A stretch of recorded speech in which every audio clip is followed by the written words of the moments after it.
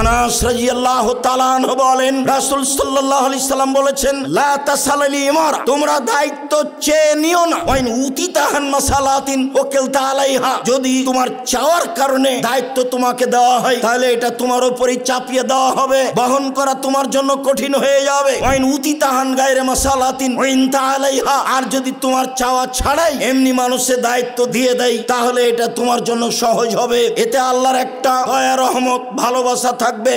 আমার উম্মতের দুই শ্রেণীর মানুষের জন্য সুপারিশ গ্রহণ হবে না। তার এক শ্রেণীর মানুষ হচ্ছে ইমামুন যালুমুন গাসুন, যারা সমাজের স্বৈরাচারী, স্বেচ্ছাচারী, আত্মসাৎকারী, বিশ্বাসঘাতক, দায়িত্বশীল। আমি তাদের ব্যাপারে বিচারের মাঠে কোনো সুপারিশ করব না। সবচেয়ে উত্তম জিহাদ হচ্ছে যে স্বৈরাচারী, স্বেচ্ছাচারী, দাম্ভিক নেতার সামনে সত্য কথা বলতে পারে, সে হলো সবচেয়ে উত্তম মুজাহিদ। পৃথিবীতে যত মানুষ শহীদ হয়েছেন সবার সর্দার হচ্ছেন হামজা ইবনে আব্দুল মুত্তালিব। তারপরে রাসূল সাল্লাল্লাহু আলাইহি সাল্লাম বলেন, ওই ব্যক্তিও হামজা রাদিয়াল্লাহু তাআলা আনহুর সাথে শহীদ হিসাবে বিচারের মাঠে সবচেয়ে সম্মানী মানুষ হবেন। যে ব্যক্তি স্বৈরাচারী, স্বেচ্ছাচারী, দাম্ভিক নেতার পাশে দাঁড়ালো, তাকে ভালো কাজের আদেশ করলো, মন্দ কাজের নিষেধ করলো, সেই শাসক, সেই দায়িত্বশীল তাকে হত্যা করলো, এই ব্যক্তি বিচারের মাঠে হামজা রাদিয়াল্লাহু তাআলা আনহুর সাথে থাকবেন। এই কথা মুহাম্মদ সাল্লাল্লাহু আলাইহি সাল্লাম বলেন। সম্মানিত জামিয়া সালাফিয়া হাটাবো বীরহাটাবো রূপগঞ্জ নারায়ণগঞ্জ ঢাকার সালাফি কনফারেন্সে উপস্থিত দ্বীনি মুসলিম ভাই ও বোন, প্রশংসা আল্লাহর জন্য, শান্তি অবতীর্ণ হোক আল্লাহর রাসূলের উপর সাল্লাল্লাহু আলাইহি ওয়াসাল্লাম। আজকের এই দ্বিতীয় দিনের অধিবেশনে অতীব সংক্ষিপ্ত বক্তব্যের বিষয় ন্যায় পরায়ণতা, ন্যায় বিচার। আল্লাহ তাআলা বলেন, ওয়াইন হাকামতা ফাহকুম বাইনাহুম, যদি আপনি তাদের মাঝে বিচার করেন তাহলে ন্যায় সঙ্গতভাবে বিচার করেন। আল্লাহু ইউহিব্বুল মুকসিতিন, নিশ্চয় আল্লাহ তাআলা ন্যায় বিচারককে ভালোবাসেন।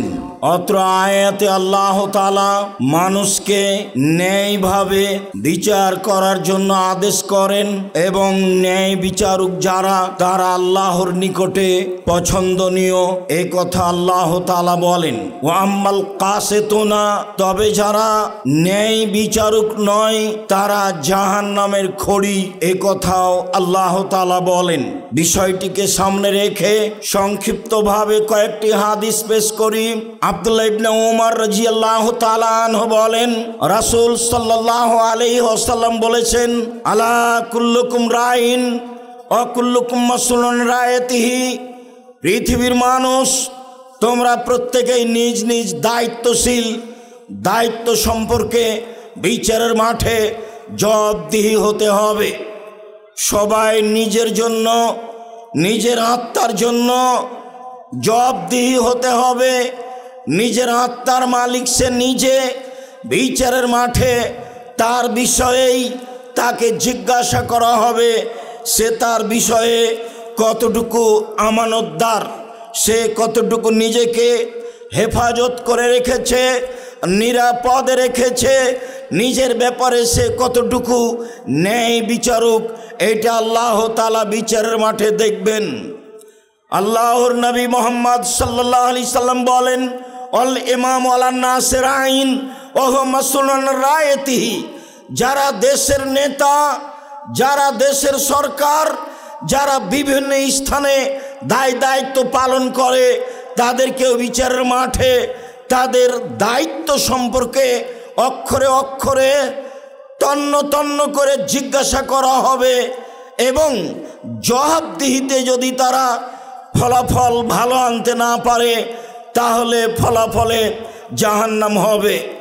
রাসূল সাল্লাল্লাহু আলাইহি সাল্লাম বলেন, ও রাজুলু রাইন আহলে বাইতিহি, যে ব্যক্তি বাড়ির মালিক, তার অধীনে তার স্ত্রী আছে, তার ছেলে মেয়ে আছে, দাস দাসী কাজের মানুষ আছে, তাদের ব্যাপারে সে কতটুকু ন্যায় সঙ্গতভাবে চলে, কতটুকু আহাল পরিবারকে দেখে, স্ত্রীর কি হক সেটা বাস্তবায়ন করে কিনা, ছেলে মেয়ের কি হক সেইটুকু বাস্তবায়ন করে কিনা, যারা কাজের মেয়ে তাদের কতটুকু হক সেইটুকু বাস্তবায়ন করে কিনা অক্ষরে অক্ষরে বিচারের মাঠে তাকে জিজ্ঞাসা করা হবে। শুধু তাই নয়, অত্র হাদিসে রাসূল সাল্লাল্লাহু আলাইহি সাল্লাম বলেন, ওয়াল মারাতু রাইয়া আলা বাইতে যাওজিহা ওয়া ওয়ালাদিহি, যে বাড়ির মালিকের স্ত্রী, ছেলে মেয়ের মা, বৌমার শাশুড়ি, বিচারের মাঠে এই মহিলাকে জিজ্ঞাসা করা হবে সে নিজের ব্যাপারে, নিজের পরিবারের ব্যাপারে, নিজের স্বামীর ব্যাপারে, নিজের ছেলে মেয়ের ব্যাপারে কতটুকু দায়িত্ব পালন করেছে। খুব ভালো মনে আছে, মাঝে মধ্যে আমি এই হাদিসটি পড়ে থাকি। জাবের রাদিয়াল্লাহু তাআলা আনহু বলেন, একদা আমরা সফর থেকে আসছিলাম, মদিনায় প্রবেশ করব। আল্লাহর নবী বললেন, তোমরা থামো এখানে। জাবের বললেন, আল্লাহর নবী, আমি নতুন বিবাহ করেছি, আমাকে বাড়ি যেতে অনুমতি দেওয়া হোক। আল্লাহর নবী বললেন, বিক্রাম সাইয়্যিবা, তুমি কুমারী মেয়ে বিবাহ করেছো না, তালাক প্রাপ্তা মেয়ে বিবাহ করেছ। জাবের বললেন, আমি সাইয়্যিবা তালাক প্রাপ্তা মেয়ে বিবাহ করেছি। আল্লাহর নবী বললেন, হাল্লা বিক্রাম, তুমি কুমারী মেয়ে কেন বিবাহ করলে না? তুলায়েবকা, তুমি তার সাথে খেলতে, ও তোমার সাথে খেলতো। এই পর্যন্ত যখন আল্লাহর নবী বললেন, তখন জাবের রাদিয়াল্লাহু তাআলা আনহু বললেন, আল্লাহর নবী, কাদ শাহাদা আবি ফি উহুদ, ফি গাজওয়াতে উহুদ, আমার পিতা উহুদের যুদ্ধে শহীদ হয়েছেন, 9 জন মেয়ে রেখে গেছেন। আকরাহু আনা তাযাওয়াজা, আমি বিবাহ করব তাদের বয়সের, এটা আমি পছন্দ করিনি 4টা কারণে। 1, লেতুয়াল্লেমাহুন্না, আমার স্ত্রী যেন আমার 9 জন বোনকে বিদ্যা শিখাতে পারে। 2, অলে তোয়াদ্দেবাহুন্না, আমার স্ত্রী যেন আমার বোনদেরকে শিষ্টাচার শিখাতে পারে। অলে তুরাজ্জেলাহুন্না, আমার স্ত্রী যেন আমার বোনদের মাথার চুল চিরনি করে সাজগোজ করতে পারে। অলে তাকুমা আলাইহিন্না, আমার স্ত্রী যেন আমার বোনদের পাহারা দিতে পারে। সম্মানিত দিনী ভাই বোন, একজন মহিলা আপনার স্ত্রী, ছেলের মা, মেয়ের মা, বৌমার শাশুড়ি, সেই বাড়িতে কি কাজ করবে অত্র হাদিসে স্পষ্ট বিস্তারিত বলা হয়েছে। এটা আমরা বুঝে নিতে পারি। ছেলে মেয়ে তার অধীনে আছে, তারই প্রশিক্ষণে রয়েছে, তারই শিষ্টাচারে রয়েছে, তাকে শিখিয়ে দিতে হবে।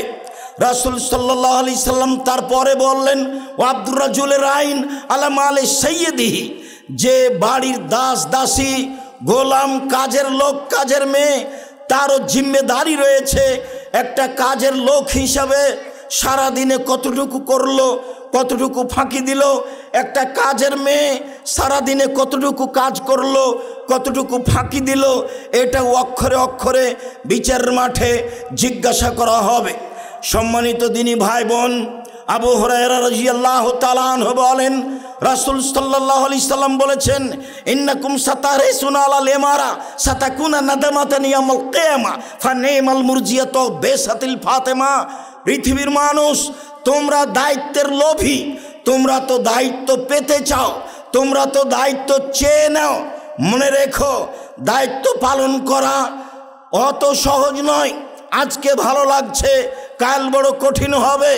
বাচ্চাকে দুধ খাওয়াতে ভালো লাগে, ছোট বাচ্চা যদি মায়ের দুধ পান না করে, স্তনে দুধ বেশি হয়ে যায়, মা কষ্ট পায়, তখন বাচ্চাকে দুধ খাওয়াতে ভালোবাসে।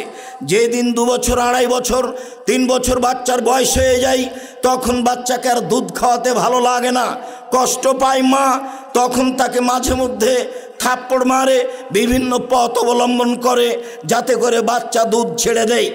রাসূল সাল্লাল্লাহু আলাইহি সাল্লাম অত্র হাদিসে বললেন, পৃথিবীর মানুষ শুনে রেখো, দায়িত্ব চালাতে ভালো লাগছে বটে, বিচারের মাঠে যেদিন দায়িত্ব বুঝিয়ে দিতে হবে সেদিন বড় কষ্ট পাওয়া যাবে বটে।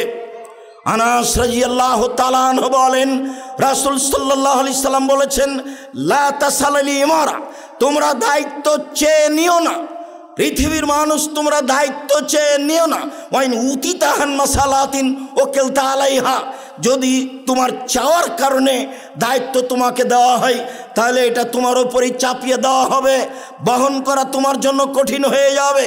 ওয়াইন উতিতাহান গায়রে মাসালাতিন ওয়াইন তাআলাইহা, আর যদি তোমার চাওয়া ছাড়াই এমনি মানুষের দায়িত্ব দিয়ে দেয়, তাহলে এটা তোমার জন্য সহজ হবে। এতে আল্লাহর একটা দয়া, রহমত, ভালোবাসা থাকবে। সম্মানিত দিনী ভাই বোন, আসলে দায়িত্ব খুব বড় কঠিন। আবু হুরায়রা রাদিয়াল্লাহু তাআলা আনহু বলেন, রাসূল সাল্লাল্লাহু আলাইহি সাল্লাম বলেছেন, মা মিন ওয়ালি ইয়ালি রায়াতান মিনাল মুসলিমিন ফায়ামুতু ওয়া হুয়া গাসুল লাহুম। কোনো মানুষ যদি সমাজের কোনো দায়িত্ব পালন করে, দায়িত্ব পালন করতে গিয়ে যদি তার কিছু ত্রুটি থেকে যায়, তাহলে তার জন্য জান্নাত হারাম হয়ে যাবে। আমরা সামাজিকভাবে চেয়ারম্যান হোক, মেম্বার হোক, এমপি হোক, মন্ত্রী হোক, প্রতিষ্ঠানের প্রধান শিক্ষক হোক, যারা যেখানে দায়িত্ব পালন করছি, আমরা তত তৎপর নই। যদি আমাদের এই দায়িত্বে কিছু ত্রুটি থাকে, তাহলে পরকাল হারাবে, এ কথাই ঠিক। আয়েশা রাদিয়াল্লাহু তাআলা আনহা বলেন, রাসূল সাল্লাল্লাহু আলাইহি ওয়াসাল্লাম বলেছেন, লা ইয়াতিয়ান্না আলাল কাযী আল আদল ইয়াউমাল কিয়ামা শা। বিচারের মাঠে ন্যায়পরায়ণ বিচারকের উপরে এমন একটা সময় চলে আসবে, বিচারের মাঠে ন্যায়পরায়ণ বিচারকের উপরে এমন একটা সময় চলে আসবে, লায়াতামান্না, সে লোকটা আকাঙ্ক্ষা আরজু করবে যে লায়াকজি বাইনা রাজুলাইনে ফি তামারাতিন কাত্ত, সে যদি জীবনে দুইজনের মাঝে একটা খেজুর নিয়ে বিচার না করত, তাহলে অনেক ভালো ছিল। আফসোস, আমার শত আফসোস, আমি বিচারের মাঠে বিচারকের অবস্থা যা দেখছি, তাতে যদি দুনিয়াতে দুইজনের মাঝে একটা খেজুর নিয়ে বিচার না করতাম, সমাধান না করতাম, তাহলে ভালো ছিল। রাসূল সাল্লাল্লাহু আলাইহি সাল্লাম বলেন, মান উল্লিয়া ইসনাইনে ফাকাত জুবেহা বেগাইরি সিক্কিন। কাউকে যদি দুইজনের দায়িত্ব দিয়ে দেওয়া হয়, দুইজনের নেতা করা হয়, তাহলে তাকে ছুরিবিহীন জবেহ করা হলো। কথাটি বড় ভাববার বিষয়। দুইজনের নেতা হলেই যদি তাকে ছুরিবিহীন জবেহ করা হয়, হাজার হাজার মানুষের নেতা যারা, তাদের কি অবস্থা হবে। আর একটু বিষয়টা বুঝি যে ছুরিবিহীন জবেহ করা মানে কি। রাসূল সাল্লাল্লাহু আলাইহি সাল্লাম বলেন, শোনো, ছুরিবিহীন জবের এর অর্থ হচ্ছে, যদি ন্যায়ভাবে সমাজে দায়িত্ব পালন করে, তাহলে দুনিয়া টিকবে না। আর যদি স্বাভাবিকভাবে অন্যায় করে দায়িত্ব পালন করে, তাহলে বিচারের মাঠে কিয়ামত টিকবে না। ওই দিক যত বিপদ, এই দিক তত বিপদ, দুইটাই বিপদ সমান সমান। ন্যায়ভাবে চললে দায়িত্ব টিকে না, অন্যায়ভাবে চললে পরকাল টিকে না। ন্যায়ভাবে চললে ইহকাল টিকে না, অন্যায়ভাবে চললে পরকাল টিকে না। যার জন্য রাসূল সাল্লাল্লাহু আলাইহি সাল্লাম বলেছেন, যাকে দুইজনের দায়িত্বশীল করা হলো, তাকে যেন ছুরিবিহীন জবেহ করা হলো। আবু যার গেফারি রাদিয়াল্লাহু তাআলা আনহু বলেন, আল্লাহর নবী একদা বললেন, আল্লাহর নবীকে একদা আবু যার গেফারি বললেন, আল্লাহর নবী, আলা তাস্তামিলুনি, আপনি আমাকে একটু এলাকার দায়িত্বশীল করে দিচ্ছেন না কেন? আমি আবু যার গেফারি দায়িত্ব নিতে চাই। তখন আল্লাহ রাসূল বলছেন, আবু যার গেফারি, ইন্নাকা যায়ীফ, তুমি হচ্ছ দুর্বল মানুষ। ইন্নাহা আমানা, দায়িত্ব হচ্ছে আমানত, দায়িত্ব হচ্ছে আমানত, তুমি দুর্বল মানুষ। সাথে সাথে ওয়াইনাহা আযাবুন ইয়াউমাল কিয়ামা, আর বিচারের মাঠে দায়িত্বের ফলাফল হচ্ছে শাস্তি। রাসূল সাল্লাল্লাহু আলাইহি সাল্লাম বলেন, মানুষ তো বুঝতে চায় না দায়িত্ব কি জিনিস। দায়িত্ব মালামাতুন ফি দুনিয়া, দুনিয়াতে সূচনাতেই এইটা হচ্ছে অভিশাপ। মানুষ যখনই দায়িত্ব নেয়, তখন মানুষ পাঁচটা ভাবে, সে কি করবে, সে কি করতে পারে। আবার দুনিয়াতে সময়ের জন্য সেটা হচ্ছে তার জন্য বিপজ্জনক। মানুষে কি করবে, ফলাফলে কি হবে। বিচারের মাঠে তার জন্য জাহান্নাম অপেক্ষা করছে। আবু হুরায়রা রাদিয়াল্লাহু তাআলা আনহু বলেন, রাসূল সাল্লাল্লাহু আলাইহি সাল্লাম বলেছেন, আল কজাতু আলা সালাসাতি আকসামিন, দায়িত্ব বিচার মূলত তিন ভাগে বিভক্ত। ও রাজুল ফিল জান্নাহ, একজন ব্যক্তি জান্নাতে যাবে, ওয়া ইসনানে ফিন্নার, দুইজন জাহান্নামে যাবে। বিচারের পথ পন্থায় তিন শ্রেণীর মানুষ রয়েছে, একজন জান্নাতে যাবে, দুইজন জাহান্নামে যাবে। যে ব্যক্তি জান্নাতে যাবে ফাআরাফাল হাক্কা ওয়া কাদা বিহি, সত্য বুঝতে পারলো, সত্য অনুযায়ী বিচার করলো, সে যাবে জান্নাতে। ওয়া রাজুলুন আরাফাল হাক্কা ও জারা ফিল হুকমে, সে সত্য বুঝতে পারলো কিন্তু ফলাফলে পাশ কেটে গেল, ফলাফলে যখন পাশ কেটে গেল ফালাহুন্নার, তার জন্য জাহান্নাম। রাসূল সাল্লাল্লাহু আলাইহি ওয়াসাল্লাম বললেন, ওমান কাজা আলা জাহালিন নাসে, যে ব্যক্তি না বুঝেই সমাজের দায়িত্ব পালন করলো তারাও জাহান্নামে যাবে।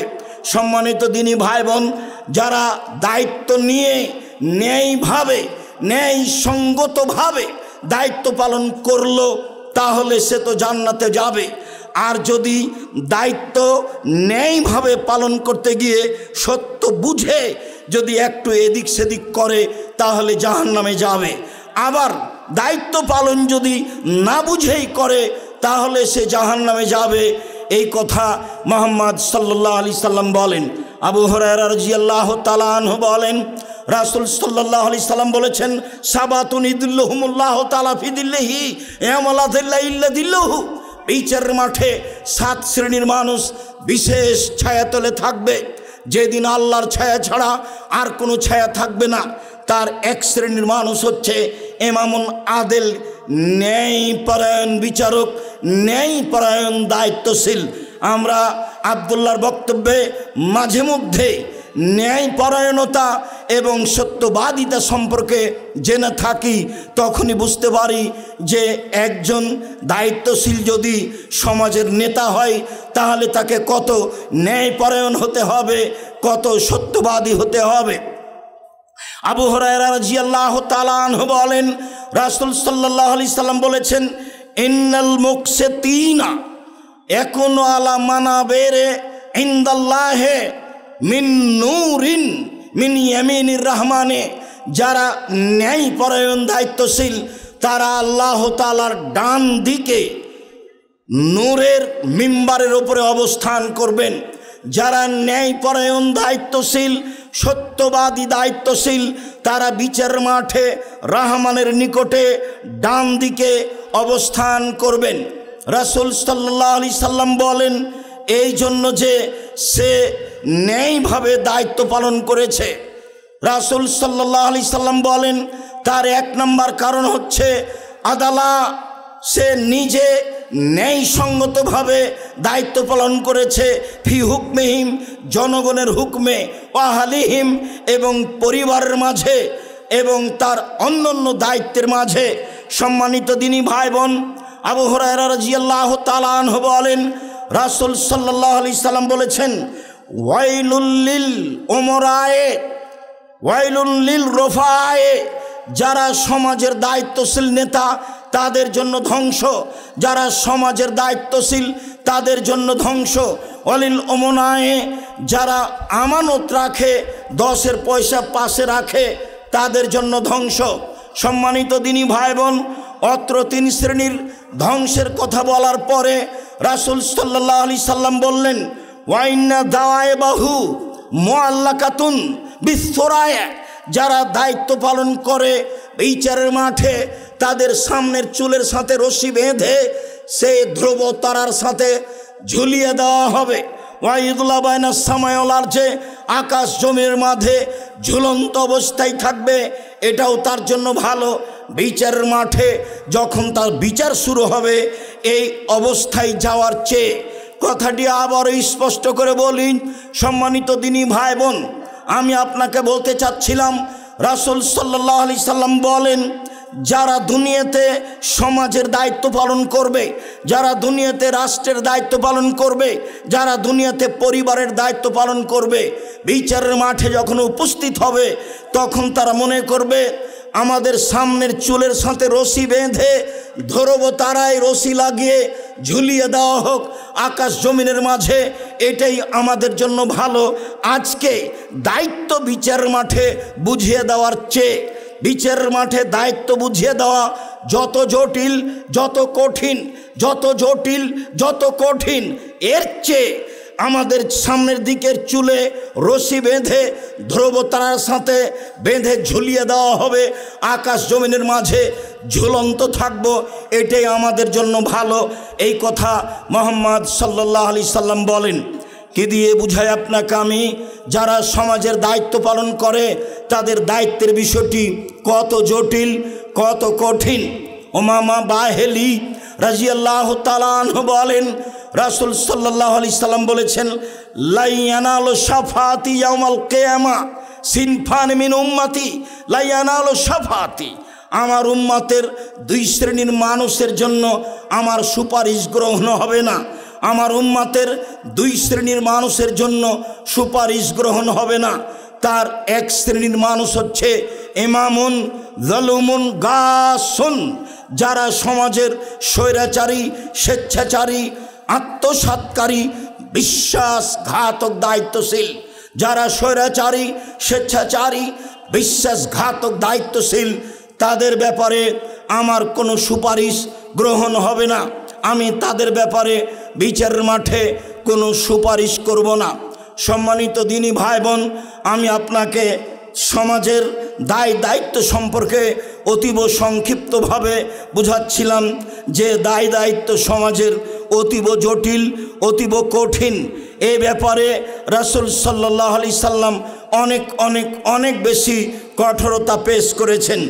রাসূল সাল্লাল্লাহু আলাইহি সাল্লাম বলেছেন, আর বন ইকজমুহুমুল্লাহ তাআলা, চার শ্রেণীর মানুষের উপরে আল্লাহ বিচারের মাঠে খুব রাগান্বিত থাকবেন। চার শ্রেণীর মানুষের উপরে আল্লাহ তাআলা বিচারের মাঠে খুব রাগান্বিত থাকবেন। তার এক শ্রেণীর মানুষ হচ্ছে আল বাইয়াউল হাল্লাফ, মিথ্যা কথায় ব্যবসা করে যে, মিথ্যা কথায় ব্যবসা করে যে, তার উপরে আল্লাহ বিচারের মাঠে অসন্তুষ্ট থাকবেন। আল ফাতাল খাত্তার, যারা আত্ম অহংকারী গৌরবী যুবক, যারা সমাজকে মানে না, সমাজকে উপেক্ষা করে চলে, মানুষকে মানুষ মনে করে না, এরা বিচারের মাঠে আল্লাহর নিকটে সবচেয়ে খারাপ মানুষ বলে গণ্য হবে। তিন, রাসূল সাল্লাল্লাহু আলাইহি সাল্লাম বলেন, ও শাইখু জানি, বিচারের মাঠে সবচেয়ে ওই সব মানুষও খারাপ হবে যারা বেশি বয়সে জেনা করে। বেশি বয়সে জেনা করে যারা, তারা আল্লাহর নিকটে খুব ঘৃণিত মানুষ হবে। এই কথা রাসূল সাল্লাল্লাহু আলাইহি সাল্লাম বলেন। তারপরে বলেন অল ইমামুল জায়ের, যারা অন্যায়ভাবে সমাজের দায়িত্ব পালন করে, স্বেচ্ছাচারিতায়, স্বৈরাচারী অবস্থায় দায়িত্ব পালন করে, তাদের অবস্থা বিচারের মাঠে খুব বেশি কঠিন হবে।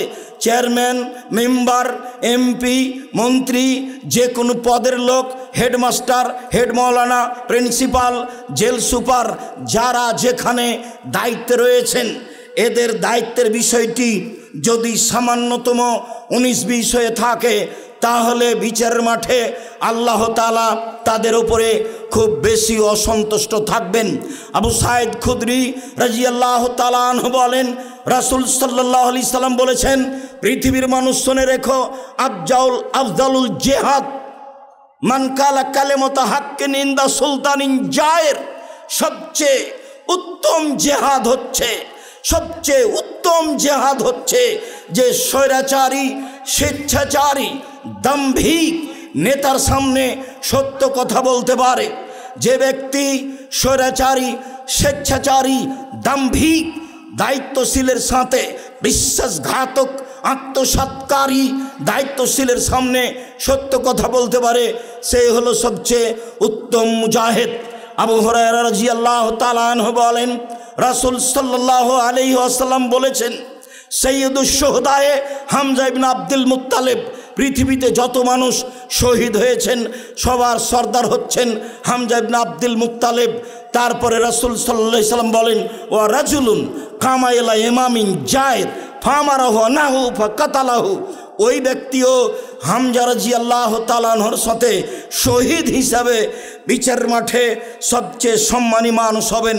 যে ব্যক্তি স্বৈরাচারী, স্বেচ্ছাচারী, দাম্ভিক নেতার পাশে দাঁড়ালো, তাকে ভালো কাজের আদেশ করলো, মন্দ কাজের নিষেধ করলো, সেই শাসক, সেই দায়িত্বশীল তাকে হত্যা করলো, এই ব্যক্তি বিচারের মাঠে হামজা রাদিয়াল্লাহু তাআলা আনহুর সাথে থাকবেন, এই কথা মুহাম্মদ সাল্লাল্লাহু আলাইহি সাল্লাম বলেন। সম্মানিত দিনী ভাই বোন, আমি আপনাকে হয়তোবা বিষয়টি ভালোভাবে স্পষ্ট করতে পারছি না। রাসূল সাল্লাল্লাহু আলাইহি সাল্লাম বলেন, বিচারের মাঠে সবচেয়ে দামি সম্মানী শহীদ হবেন হামজা রাদিয়াল্লাহু তাআলা আনহু। তারপরে ওই ব্যক্তিও হামজার সাথে থাকবেন যে ব্যক্তি স্বৈরাচারী, স্বেচ্ছাচার, দাম্ভিক, অহংকারী এইসব লোকের সামনে দাঁড়ালো এবং তাকে ন্যায় উপদেশ দিল, তারপর সে তাকে হত্যা করলো। এই ব্যক্তিও হামজা রাদিয়াল্লাহু তাআলা আনহুর সাথে থাকবেন বিচারের মাঠে। এই কথা মুহাম্মদ সাল্লাল্লাহু আলাইহি সাল্লাম বলেন। রাসূল সাল্লাল্লাহু আলাইহি সাল্লাম বলেন, বিচারের মাঠে 3 শ্রেণীর মানুষের ধ্বংস সুনিশ্চিত। তার এক শ্রেণীর মানুষ হচ্ছে জল্লাতুল আলেম, ভ্রান্ত আলেম যারা, যেসব আলেম ধর্ম বিকৃত করে খায়, ধর্ম বেচে খায়। এই কথা রাসূল সাল্লাল্লাহু আলাইহি সাল্লাম অন্য জায়গাতে এভাবে বলেছেন, পৃথিবীর মানুষ শুনে রেখো, ইন্নী লা খাওয়াফু আলা উম্মতি, আমি আমার উম্মতের উপরে 3টে বিষয় আশঙ্কা করি। পৃথিবীর মানুষ শুনে রেখো, আমি আমার উম্মতের ব্যাপারে 3টি বিষয় আশঙ্কা করি। 1, আইম্মাতা মুদিল্লিন, ভ্রান্ত হুজুর হিসাবে ধর্ম বেচে খায়, এইসব আলেমদেরকে আমি বেশি আশঙ্কা করি। তারাই ধর্মের ক্ষতি করবে, তারাই রক্ষক হিসাবে ধর্মকে ভক্ষণ করবে, জাতির সামনে বিকৃত ধর্ম পেশ করবে। এরপরে তিনি বলেন, দ্বিতীয় শ্রেণীর মানুষ হচ্ছে সাতাবদ মিন কাবাইলে মিন উম্মতি আয়াল আওসান, আমার উম্মত মূর্তি পূজা করবে এ আশঙ্কা করি। সাতালতাহেকো কাবাইলু মিন উম্মতি বিল মুশরিকিন, আমার উম্মত হিন্দুদের সাথে মিশে যাবে এ আশঙ্কা করি। পৃথিবীর মানুষ, আমি তোমাদের সামনে 3টি আশঙ্কা পেশ করে গেলাম। 1, ভ্রান্ত হুজুর। 2, আমার উম্মত মূর্তি পূজা করবে। 3, আমার উম্মত হিন্দুদের সাথে মিশে যাবে। অত্র হাদিসে রাসূল সাল্লাল্লাহু আলাইহি সাল্লাম বলেন, 3 শ্রেণীর মানুষের জন্য বিচারের মাঠ হবে ভয়াবহ। তার 1 শ্রেণীর মানুষ হচ্ছে ভ্রান্ত হুজুর, তার 1 শ্রেণীর মানুষ হচ্ছে ইমামুন জায়ের, স্বৈরাচারী, স্বেচ্ছাচারী, অহংকারী, দাম্ভিক, দায়িত্বশীল। যে যেখানে মিথ্যা কথায় দায়িত্ব পালন করবে, যে যেখানে স্বার্থপরতায় দায়িত্ব পালন করবে, তারাই বিচারের মাঠে সবচেয়ে ঘৃণিত মানুষ হবে বলে রাসূল সাল্লাল্লাহু আলাইহি সাল্লাম বলেন। সম্মানিত দিনী ভাই বোন, যেহেতু আমার পাশে সুদক্ষ, সুযোগ্য, সুপণ্ডিত, সবার পরিচিত মানুষ এহসান এলাহি জহির রাহিমাহুল্লাহ, আল্লাহুম্মা গফির লাহু আরহামহু, তার সুসন্তান, সুদক্ষ সন্তান আমাদের সামনে, আমাদের পাশে অবস্থান করছেন, ইবতেসাম এলাহি জহির। আমরা দুপুরের সময় জুমার খুতবার পরেই তার কণ্ঠের উঁচুতা, তার গতিবিধি আঁচ করেছি। আমাদের সামনে দেখে তিনি তখনই কিছু কথা বলতে চেয়েছিলেন এবং বলে গেছিলেন, রাতে আপনাদের সাথে আমার আবারও সাক্ষাৎ হবে। মর্মে তিনি উপস্থিত হয়েছেন। আমরা তার উঁচু কণ্ঠে অতীব গুরুত্বপূর্ণ বক্তব্য শুনব ইনশাআল্লাহ।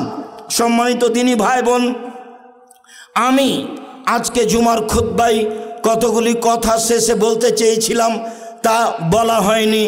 এখন একটু কথা বলে রাখি এবং ছেলেদেরকে আমি প্রস্তুতি নেওয়ার জন্য বলি। মনে রাখা ভালো হবে, আপনার মনে রাখা ভালো হবে, পৃথিবীর মানুষ, দেশবাসী, পৃথিবীর বাঙালি মনে রাখবেন, আমি আব্দুর রাজ্জাক বিন ইউসুফ জাতির সামনে ওয়াদা করে আসছি, দীর্ঘদিন থেকে আমার মনে বড় সাধ, আমি এই দেশের মাটিতে উন্নত মানের প্রতিষ্ঠান গড়বই ইনশাআল্লাহ, যেখানে ছেলে মেয়ে বাংলা, ইংরেজি, আরবি উন্নত মানের শিক্ষা অর্জন করে জাতির অন্যায়ের বিরুদ্ধে লড়বে, মুখে কলমে মিডিয়ায় সেই সুবাদেই প্রতিষ্ঠান গড়ে জীবন বাজি রেখে চেষ্টা চালিয়ে যাচ্ছি। শিরক মুক্ত প্রতিষ্ঠান জামিয়া সালাফিয়া, বিদআত মুক্ত প্রতিষ্ঠান জামিয়া সালাফিয়া, দল মুক্ত প্রতিষ্ঠান জামিয়া সালাফিয়া, সংগঠন মুক্ত প্রতিষ্ঠান জামিয়া সালাফিয়া, হিংসা মুক্ত প্রতিষ্ঠান জামিয়া সালাফিয়া দেশের সর্ববৃহৎ আয়তনে, শিক্ষক সংখ্যায়, ছাত্র সংখ্যায়, সব দিক দিয়ে আলহামদুলিল্লাহ বড় প্রতিষ্ঠান জামিয়া সালাফিয়া। জামিয়া সালাফিয়া বৈদেশিক কোনো সরকারি সহযোগিতায় চলে না। জামিয়া সালাফিয়া কোনো সংস্থা দিয়ে চলে না। জামিয়া সালাফিয়া কোনো সরকারি অনুদানে চলে না। জামিয়া সালাফিয়া কোনো বিত্তশালী দিয়ে চলে না। জামিয়া সালাফিয়া আমরাই 5 টাকা, 10 টাকা, 5,000, 50,000, 2 লাখ, 1 লাখ এইভাবে টাকা দিয়ে জামিয়া সালাফিয়া সহযোগিতা করে আসি। আলহামদুলিল্লাহ এখন জামিয়া সালাফিয়া প্রায় 40 লাখের মতো বেতন আছে। 519 জন এতিম আছে, তাদের থাকা খাওয়া চলাফেরা সহজভাবে হচ্ছে বলে আমরা জানি, অবগত। জামিয়া সালাফিয়ার শিক্ষককে রসিদ বহি নিয়ে মাঠে যেতে হবে না, তারা সব সময় প্রতিষ্ঠানে অবস্থান করবেন, ছাত্রদের শিক্ষা দিবেন, পরিবার নিয়ে আবাসিক স্থানে থাকবেন, যা আপনারা দেখতে পাচ্ছেন। শুধু তাই নয়, জামিয়া সালাফিয়া বাংলাদেশের বড় বড় জেলায় প্রতিষ্ঠাতা করতে চাই, চলমান প্রতিষ্ঠা করতে চাই। চলমান প্রতিষ্ঠান দিনাজপুরে, চলমান প্রতিষ্ঠান এখানে, চলমান প্রতিষ্ঠান রাজশাহীতে, চলমান প্রতিষ্ঠান আপনার বরিশালে, জমি আছে চট্টগ্রামে, জমি আছে ফেনীতে, জমি আছে কুমিল্লায়, জমি আছে বরিশালে, জমি আছে কুষ্টিয়ায়, জমি আছে ঝিনাইদহে, জমি আছে বগুড়ায়, জমি আছে ময়মনসিংহে। এসব দেশের বিভিন্ন প্রান্তে জামিয়া সালাফের জমি রয়েছে। সময়ের গতিতে প্রতিষ্ঠান গড়বে ইনশাআল্লাহ। সম্মানিত দিনী ভাই বোন, আপনারা শুনে আরও খুশি হবেন। আমরা মানুষের আকীদা সংশোধন করো তো মানুষকে সুন্দরভাবে কোরআন শিক্ষা দিতে চাই। মর্মে একবারে টেকনাফ থেকে তেঁতুলিয়া পর্যন্ত মক্তব প্রতিষ্ঠান করতে চাই, মক্তব চালু করতে চাই, যেখানে থাকবে শিক্ষা কার্যক্রম, কোরআন শিক্ষা, যেখানে থাকবে আকীদা শিক্ষা। এইটাকে সামনে রেখে আমরা সারা দেশ জুড়ে যারা ইমাম প্রশিক্ষণ নিতে চাই তাদের জন্য, সাথে সাথে যারা দিন ধর্ম অল্প সময়ে জানতে চাই তাদের জন্য ব্যবস্থা করেছি। প্রশিক্ষক রয়েছেন জামিয়া সালাফিয়া রাজশাহীতে। যাবেন ফ্রি, আসবেন ফ্রি, খাবেন ফ্রি, থাকবেন ফ্রি, আপনার বই পুস্তক ফ্রি। এখন উপস্থিত প্রায় 550 জন প্রশিক্ষণ নিয়েছেন, যাদের অনেকেই আপনাদের মাঝে অবস্থান করছেন। সম্মানিত দিনী ভাই বোন, আমরা এইভাবে জাতির সংশোধনের দাবি জানিয়েছি, চেষ্টা চালিয়ে যাচ্ছি। সাথে সাথে ব্যতিক্রম পত্রিকা, জামিয়া সালাফিয়ার মুখপাত্র পত্রিকা আল ইতেসাম, যাতে 50টা প্রশ্নের উত্তর রয়েছে, দেশ বিদেশের বড় বড় বিদ্বান নিয়ে 12 জন মুফতি দিয়ে ফতোয়া বের করে পত্রিকা বের করা হয়। বাংলাদেশে দেশের বাংলা ভাষায় ব্যতিক্রম পত্রিকা আল ইতেসাম পত্রিকা, যেটা জামিয়া সালাফের মুখপাত্র হিসাবে ব্যবহার হয়। ত্রৈমাসিক পত্রিকা রয়েছে কিশলয়, আরবি ভাষায় পত্রিকা রয়েছে মাজাল্লা, ছেলেদের তো লেখা রয়েছে, যা বের হয়ে শতবার দেখছেন। গ্যালারি হিসাবে ছেলেরা যা কিছু করে রেখেছে দেখলেই ভালো লাগবে। সাথে সাথে গতকাল ছেলেরা যেভাবে বিভিন্ন বিষয়ে কথা বলেছিল অনেক খুশি হয়েছিলাম। আজকে মেয়েরা যেভাবে পেশ করেছে তাতে তো মনে হচ্ছে মেয়েগুলি সব আগুন বরাবর। যে যখন দাঁড়ালো সে সবার চেয়ে বেশি ভালো করার চেষ্টা করলো, ফলাফলে অবাক হয়ে গেলাম। সম্মানিত দিনী ভাই বোন, সব কিছু মিলে যেটা আমি আপনাদের কাছে জোরালো রেখেছি, সম্মানিত দিনী ভাই বোন যারা আমার সাথে আছেন, যারা অনলাইনে পৃথিবীর বিভিন্ন প্রান্ত থেকে বক্তব্য অবগত হচ্ছেন, যারা সময়ের গতিতে অবগত হবেন, আমি সকল দিনী ভাই বোনকে জামিয়া সালাফের প্রতি আন্তরিক ভালোবাসার দাবি রাখি।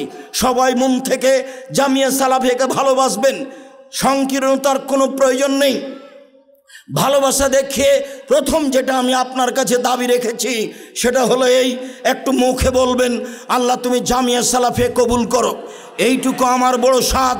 আমি সেই দিন বলেছিলাম 2013 সালের 24শে আগস্ট রোজ মঙ্গলবার কাঁঠাল গাছের নিচে আমার হাতে টাকা নেই, এ কথা সত্য।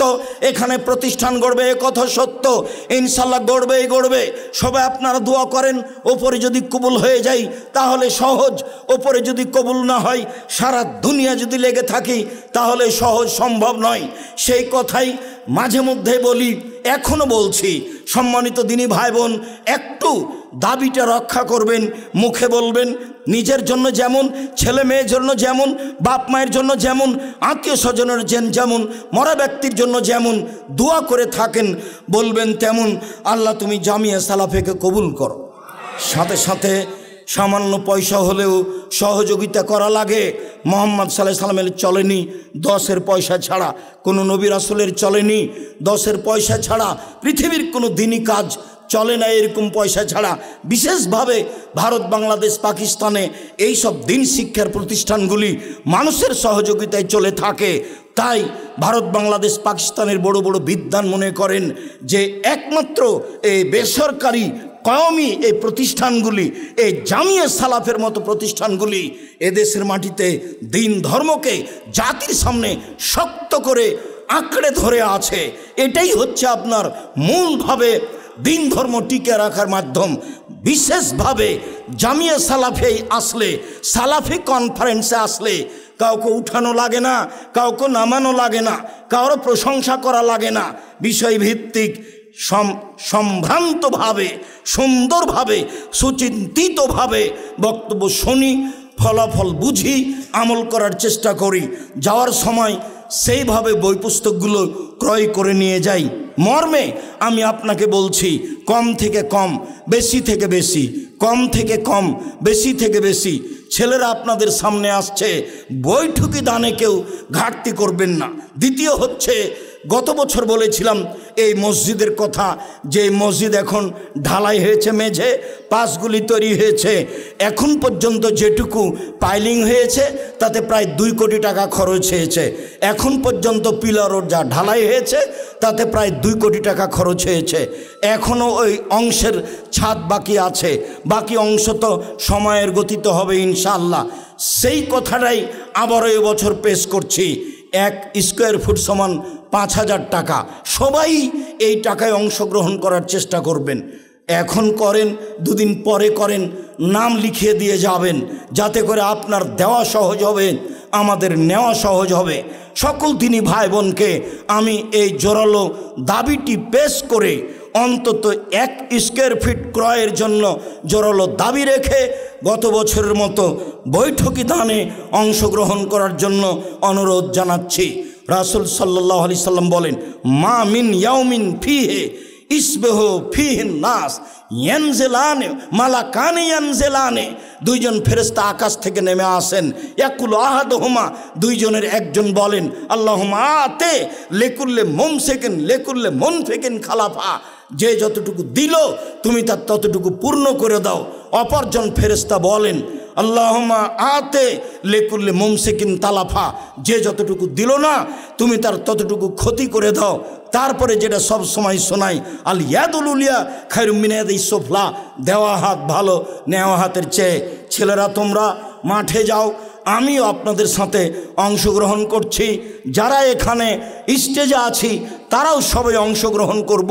আমি আপনাদের অনুরোধ জানাচ্ছি, অবশ্যই নিজের কাছে তাৎক্ষণিক না থাকলে, যদি নিজের কাছে তাৎক্ষণিক না থাকে তাহলে কারো কাছ থেকে 10 টাকা নিয়ে, আমি 10 টাকার কথা বলি তাই আপনাকে 10 টাকাই দিতে হবে এ কথা নয়। আমি তো বলি এই কথা যে পতিতালয়ের মহিলা যদি কুকুরকে পানি পান করে জান্নাত পেতে পারে, জামিয়া সালাফের মতো নিঃস্বার্থপর প্রতিষ্ঠানে, শিরক মুক্ত প্রতিষ্ঠান, বিদাত মুক্ত প্রতিষ্ঠানে 10 টাকা দান করলে জান্নাত হবে ইনশাআল্লাহ। এই আশা ব্যক্ত করে সকল দিনী ভাই বোনকে দানের হাত প্রশস্ত করার জন্য অনুরোধ জানাচ্ছি। ছেলেরা আপনাদের মাঝে আসছে, তারা আসছে আপনার দক্ষিণ দিক থেকে। সম্মানিত দিনী ভাই বোন সবাই অংশগ্রহণ করবেন, কম হোক বেশি হোক, 200, 500, 2000, 1000, 5000 আর এমনিতেই সবাই নাম লিখিয়ে যাবেন। 5,000 টাকার কত টাকা হতে পারে, 1 স্কোয়ার ফিট জমি ক্রয় করা হবে, সময়ের গতিতে দিয়ে ফেলবেন। সম্মানিত দিনী ভাই বোন, আমি আপনাদের জন্য দোয়া করি, যে দোয়া রাসূল সাল্লাল্লাহু আলাইহি ওয়াসাল্লাম বলেছেন, আল্লাহুম্মা সাল্লি আলাইহি আল্লাহুম্মা বারিক আলাইহি আল্লাহুম্মা সাল্লি আলাইহি আল্লাহুম্মা বারিক আলাইহি। আল্লাহ যে যতটুকু দান করলো তুমি তার ততটুকু পূর্ণ করে দাও, তুমি তাদের অর্থ সম্পদে বরকত নিরাপত্তা দান করো। আমি জানি না আপনাদের মাঝে কে কেমন আছেন। বহু রডের প্রয়োজন, 2 টন 5 টন রড দিয়ে পাঠাবেন, 2000-5000 ব্যাগ আপনি সিমেন্ট দিয়ে পাঠাবেন।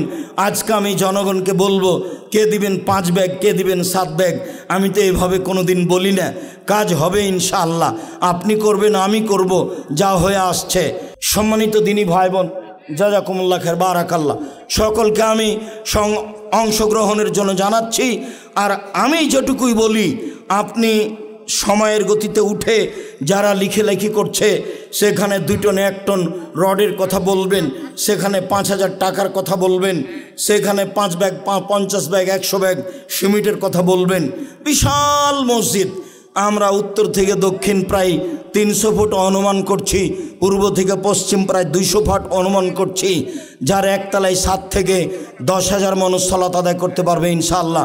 যে মসজিদ প্রায় 2 একর জমির উপরে অবস্থান করবে বলে আমরা আশা করছি।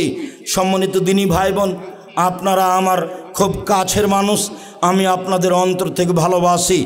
বাংলাদেশের বিভিন্ন জেলা থেকে এসেছেন, রংপুর, দিনাজপুর, লালমনিরহাট, নীলফামারী, কুড়িগ্রাম, পঞ্চগড়, ঠাকুরগাঁও, গাইবান্ধা, জয়পুরহাট, সাতক্ষীরা, যশোর, কুষ্টিয়া, ঝিনাইদহ, সিরাজগঞ্জ, এইদিকে আপনার নোয়াখালী, আপনার শরীয়তপুর, মাদারীপুর, চট্টগ্রাম, আপনার বান্দরবন, খাগড়াছড়ি, এইদিকে বরিশাল, এদিকে কুমিল্লা, ওইদিকে আপনার ব্রাহ্মণবাড়িয়া আপনারা এসেছেন।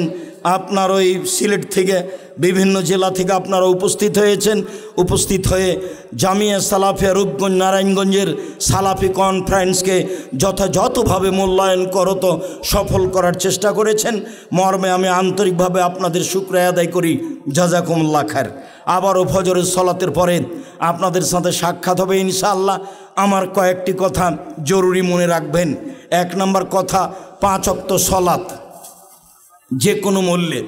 2 নম্বর কথা, হালাল রুজি। 3 নম্বর কথা, কোরআন তেলাওয়াত। 4 নম্বর কথা, আড্ডা পিটা নিষেধ। মসজিদে বসে, দোকানে বসে গল্প করবেন না, যেখানে সেখানে বসে গল্প করে সময় কাটাবেন না। রাত 10টায় ঘুমিয়ে যেতে হবে যে কোনো মূল্যে। একরাহুল কালামা বাদেল ইশায়ে একরাহুল নমা কাবলাল ইশায়ে। রাসূল সাল্লাল্লাহু আলাইহি সাল্লাম এশার সলাতের পরে কথা বলাকে ঘৃণা করতেন। রাসূল সাল্লাল্লাহু আলাইহি সাল্লাম এশার সলাতের পূর্বে ঘুমিয়ে যাওয়াকে ঘৃণা করতেন।